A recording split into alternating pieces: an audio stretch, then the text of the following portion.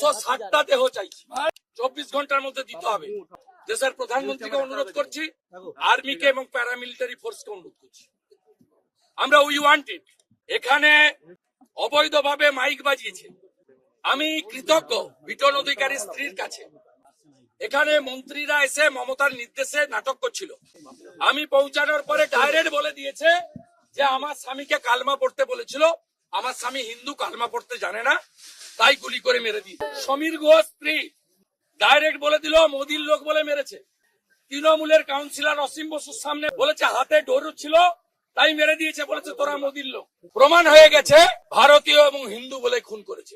সত্য স্বীকার করুন, ভারতীয় সনাতনীরা ঐক্যবদ্ধ হন। রাজনীতি পরে হবে। এ লড়াই শুধু মানবতার লড়াই নয়, এ লড়াই ভারতীয়ত্বের লড়াই, রাষ্ট্রবাদের লড়াই এবং হিন্দুত্বের লড়াই। এই ধর্মযুদ্ধে হিন্দুরা সনাতনীরা জয়ী হবে, জিহাদিরা পরাস্ত হবে।